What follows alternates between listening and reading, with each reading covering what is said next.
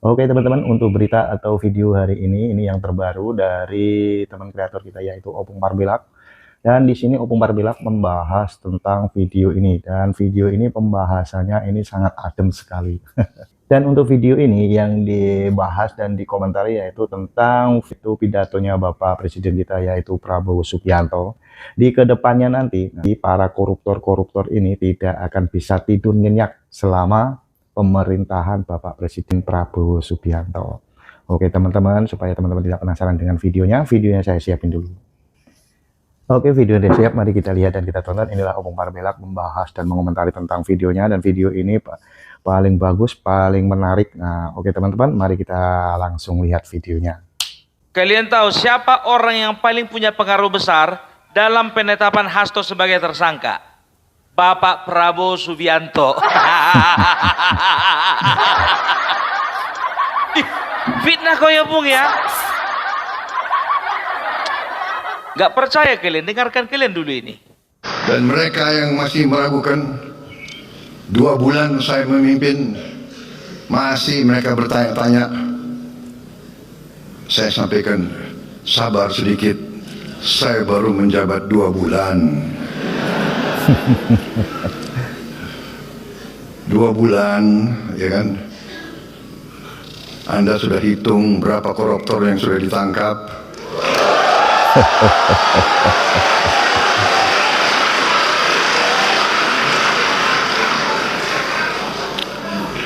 Saudara-saudara sekalian yang nyinyir sama saya, silahkan kau duduk aja di sebelah situ. Ya. Ini belum apa-apa.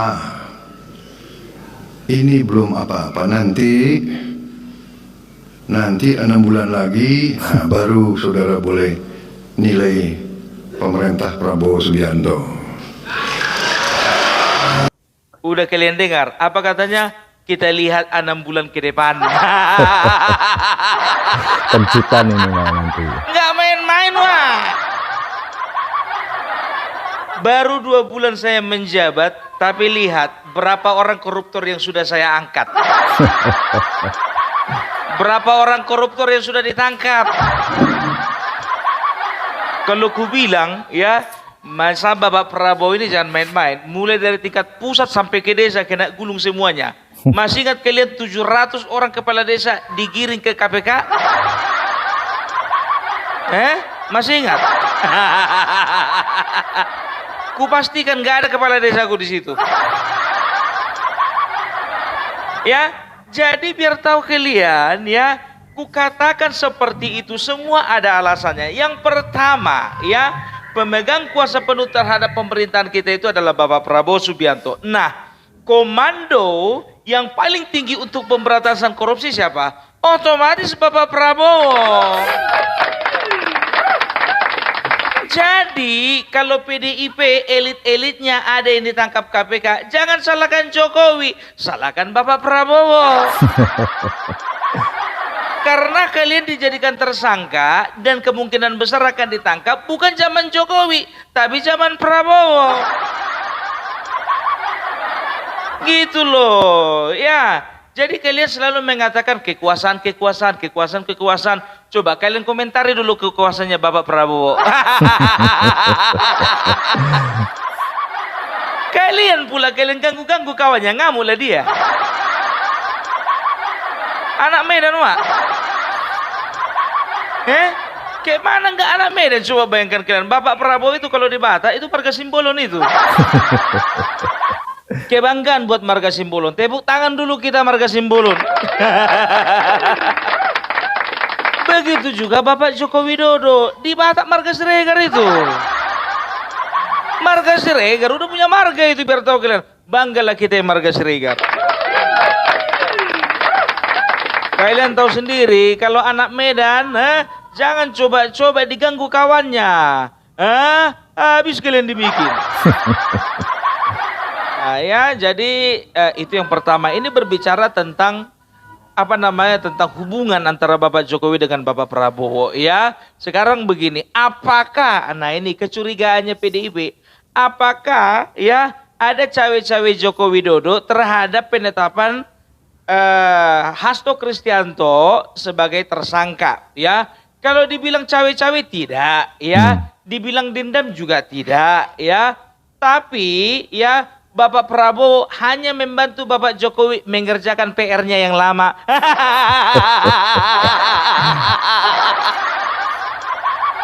Iya, ya, membantu mengerjakan PR. Ya, jadi bukan cuma dalam hal pembangunan, peningkatan perekonomian, pertahanan keamanan, tapi untuk pemberantasan korupsi juga harus dilanjutkan PR-nya Bapak Jokowi. Itu baru namanya pemimpin kelas dunia. Mantap, mantap. Gitu, ya. Jadi kalau bisa dikatakan, ya, secara politik begini, ya. Bapak Prabowo kemarin ketika di awal-awal untuk membentuk kabinet, ada bisikan-bisikan bahwasannya dia akan menerima PDIP masuk ke dalam kabinet, kan begitu. Dan ada sinyal-sinyal bahwasanya PDIP akan bertemu dengan Bapak Prabowo, ya. Sampai Megawati juga janji akan masakan nasi goreng. Kan begitu. Nah, ada suara-suara mengatakan bahwasanya Bapak Jokowi sangat keberatan jika PDIP atau Megawati diterima masuk dalam kabinet. Katanya, ya, PDIP ini banyak maunya, banyak kepinginnya, banyak tuntutannya, ya. Ternyata betul, ya. Ternyata betul. Belum masuk kabinet mereka sudah meminta beberapa kursi menteri yang sangat vital. Lahan basah. Salah satunya Kementerian Hukum dan Hak Asasi Manusia. Ya, coba kalian cek aja di podcast-podcastnya channel-channel besar. Itu sudah dibahas itu, ya. Aku nggak mengundang mereka karena nggak ada uangku untuk mengongkosi mereka.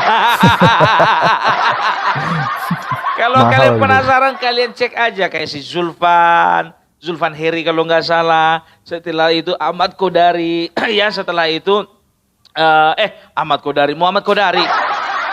Setelah itu Hasan Nasbi, ya. Yang positif-positif, jangan kalian tonton yang channel-channel negatif. Ya kan? Udah nggak perlu aku sebutkan mana channel-channel negatif kan? Ya, itu dia. Ya, jadi ada indikasi bahwasanya, ya, Megawati dan juga PDIP, ya, kepingin posisi yang paling menguntungkan partai mereka. Ya, akhirnya mungkin Bapak Joko Widodo mempertimbangkan lagi. Nah, di dalam masa pertimbangannya itu mulailah manusia-manusia laknat melemparkan fitnahan-fitnahan. Dikatakanlah bahwasanya Bapak Prabowo lebih memilih untuk bekerja sama dengan PDIP daripada Jokowi. Dihembuskanlah rumor bahwa Bapak Jokowi sudah tidak lagi berjalan bersama dengan Prabowo. Ya, Bapak Prabowo lebih memilih untuk berjalan bersama PDIP ditimbang dengan Jokowi. Yang lebih ganasnya lagi, dikatakan Bapak Prabowo sebetulnya tidak kepingin Gibran Raka Buming Raka menjadi wakilnya. Dia lebih kepingin menjadi wakilnya adalah Puan Maharani. Yang lebih konyolnya lagi, ya, pihaknya Anies Baswedan mengatakan bahwasanya ada kemungkinan besar yang dilantik jadi wakil presiden adalah Anies Baswedan. Mimpi apa lah orang ini semuanya, ya? Jelas-jelas tanpa Gibran Raka Buming Raka, Bapak Prabowo belum tentu menang. Apakah sebodoh itu Bapak Prabowo ingin meninggalkan, ya, relasi yang begitu kuat dengan Bapak Prabowo hanya demi sebuah partai yang nggak begitu jelas? Ya nggak begitu jelas lah. Makin hari coba kalian perhatikan dulu tingkah lakunya. Coba, ya, mulai dari Hasto yang menyamakan diri dengan Soekarno, mengatakan bahwasannya penjara itu adalah bagian dari perjuangan demokrasi. Padahal Presiden Soekarno dipenjara karena oleh karena perjuangan untuk memerdekakan Indonesia. Lain sama si Hasto. Hasto berjuang keras untuk memerdekakan Harun Masiku. Kan begitu ya. Jadi Bapak Prabowo waktu itu ya menetapkan sebetulnya dia tidak perlu mempertimbangkan apapun ya, karena dia sudah tahu ya seorang prajurit tidak akan pernah mendustakan atau tidak akan pernah mengkhianati sumpahnya, tidak akan pernah mengkhianati janjinya. Karena di awal sebetulnya Bapak Prabowo sudah komitmen untuk tetap berjalan bersama dengan Bapak Jokowi dan juga Bapak Gibran Raka Buming Raka ya. Jadi aku nggak terlalu percaya Bapak Prabowo sempat terpengaruh, enggak ya. Cuman mereka aja yang merasa ya, bahwa Bapak Prabowo bisa dipengaruhi. Kan begitu ya. Maklumlah mimpi di siang bolong. Nah ya, jadi Bapak Prabowo bisa dikatakan beliau adalah satu sosok ya yang meneruskan apa yang sudah dilakukan Bapak Joko Widodo. Kalau bisa dikatakan 10 tahun ini Bapak Joko Widodo sudah membangun fondasi, sudah membangun dasarnya. Nah Bapak Prabowo tinggal membangun gedungnya saja di atas fondasi yang sudah dibangun oleh Bapak Jokowi. Nah jadi ya Bapak Prabowo menilai bahwasanya ya koruptor atau korupsi itu ibaratkan rayap yang akan menggerogoti tiang-tiang rumah tersebut, sehingga kalau dibiarkan ketika terbangun rumah mungkin katakanlah ya 5, 10 bahkan 15 tahun, maka dia akan roboh dengan sendirinya. Karena apa? Karena ulah dari para koruptor.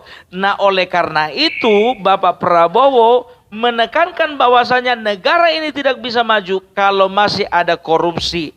Nah ya, jadi mungkin ya biasanya korupsi itu terjadi jika ada backingan. Korupsi terjadi jika berkuasa. Korupsi terjadi jika ada relasi. Korupsi terjadi karena ada orang kuat. Nah kemungkinan besar ya orang-orang yang melakukan tindakan korupsi atau penyelewengan terhadap kebijakan-kebijakan negara sudah pasti orang yang dekat dengan penguasa, sudah dekat dengan sosok yang berkuasa, atau bisa jadi berasal dari partai yang berkuasa. Berapa tahun? Bisa 5, bisa 10 tahun. Siapakah itu? Sudah pasti PDIP. Jadi tidak heran ya Bapak Prabowo di dalam menangani korupsi yang ada di bangsa ini ya, dia akan menargetkan koruptor-koruptor ya yang bisa dikatakan pemegang kebijakan, penentu kebijakan ya, baik itu di kalangan eksekutif dan juga di kalangan legislatif ya. Itu dia. Nah kebetulan saja 10 tahun yang berkuasa kan PDIP. Nah sudah sewajarnya, sudah senormalnya kalau orang-orang yang dekat dengan penguasa dan juga orang-orang yang punya kuasa, punya power, itu yang melakukan korupsi. Karena apa? Ya karena mereka punya akses banyak, kan begitu. Kenapa Partai Umat tidak bisa melakukan korupsi? Karena belum masuk parlemen.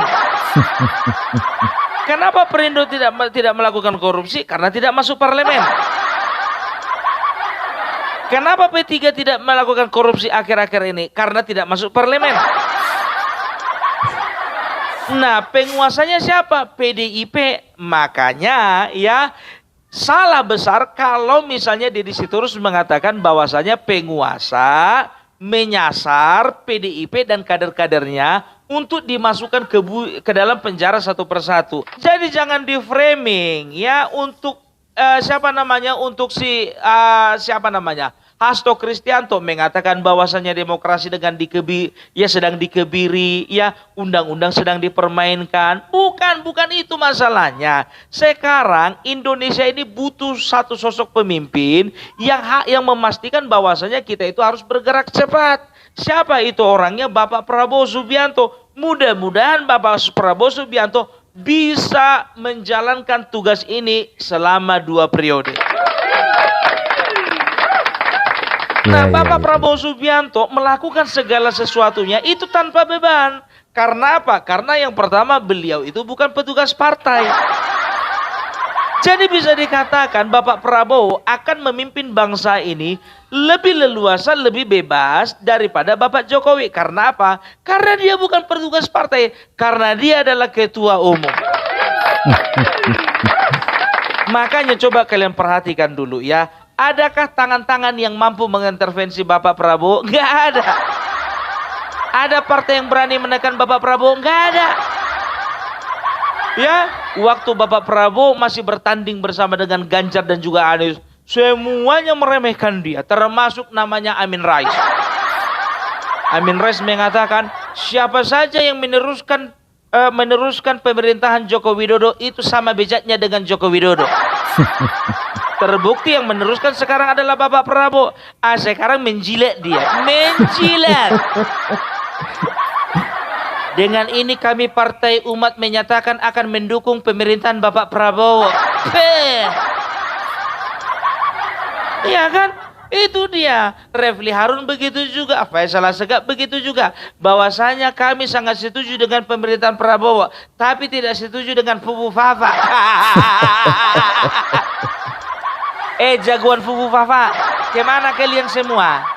Faisal Assegaf mana? Rocky Gerung mana? Refli Harun mana? Ku bilang sama kalian ya, jujur aja ku bilang. Kalau jujur-jujuran ya, kalau masih sempat kalian mendengarkan lagi yang namanya Rocky Gerung, Refli Harun, Faisal Assegaf, Roy Suryo, Said Didu ya, itu berarti kalian itu termasuk golongan orang yang bisa dibodoh-bodohi. Dibodoh-bodohi. Coba seperti Said Didu ya, sekarang itu bahkan dari barisannya sendiri yang kemarin memikirkan bahwasanya Said Didu adalah pejuang demokrasi, sekarang kembali ia berbalik badan untuk melawan Said Didu, mengatakan bahwasanya Said Didu masuk ke dalam kelompok Anies Baswedan ternyata ada maksud dan tujuan. Apa itu? Untuk mengeruk keuntungan dari masalah mana? Masalah PIK, PSN, proyek strategi nasional. Ternyata Said Didu ya memiliki tanah di daerah kawasan PIK dan dia kepingin tanahnya itu dijual, dia juga dibeli dengan harga mahal. Kalah apa? Makanya aku bilang, sekarang ku tanya sama kalian ya. Coba tunjukkan sama aku satu orang yang berani menentang Bapak Prabowo. Nggak ada. Karena apa? Bapak Prabowo itu beliau itu memegang kendali penuh. Ya, dia tidak peduli dengan siapapun, dia tidak akan menjaga perasaan siapapun. Kalau dia katakan saya akan meneruskan program Jokowi, maka saya akan melakukan hal tersebut. Kalau misalnya saya katakan saya akan berjalan bersama Gibran, maka saya akan melakukan hal tersebut. Jadi orang ini aja yang kepedean ya, bisa dengan mudah menggeser Gibran. Oh, nggak bisa. Nggak bisa ya. Makanya aku bilang ya, orang ini agak gas tipis-tipisnya ini. Iya sama Bapak Prabowo, nggak berani orang ini gas langsam. Coba Adian Napitupulu masih berani bilang Bapak Prabowo itu adalah penjahat, penjahat demokrasi, penculik, peneror. Coba, aku pengen dengar dulu suaranya. Ya, sekarang kemana suaramu itu, Adian? Itu makanya jangan kalian dulu ketika kalian berkuasa keluar sana sini merasa kalian itu yang punya power, ya bisa kalian kendalikan Joko Widodo sebagai seorang presiden. Sekarang nomor tidak lagi gitu loh. Bapak Prabowo itu punya komitmen. Ya, bagaimana memastikan supaya pembangunan di bangsa ini itu boleh berjalan dengan baik. Masih ingat Bapak Prabowo sudah menstop, sudah memberhentikan proyek-proyek infrastruktur ya yang masih dalam tahap perencanaan ya. Ini juga digoreng juga ini sama orang-orang mengatakan bahwasanya Bapak Prabowo sudah mulai ya tidak percaya dengan Jokowi. Karena apa? Banyak proyek Jokowi di stop. Jadi informasi-informasi menyesatkan ini yang ditelan bulat-bulat sama pendukung mereka. Ya, dan ini yang digoreng oleh penjahat-penjahat informasi. Aku bilang itu penjahat informasi. Ya, padahal Bapak Prabowo memperhatikan bahwasanya ya peningkatan sumber daya manusia sudah lebih penting daripada peningkatan sumber daya alam dan juga sumber daya yang ditopang oleh infrastruktur. Bapak Prabowo melihat bahwasannya infrastruktur di Indonesia ini sudah cukup bagus ya. Tidak perlu lagi ada jalan tol. Kalau memang masih dalam tahap perencanaan, hentikan. Tapi kalau memang sudah kontrak, dilanjutkan.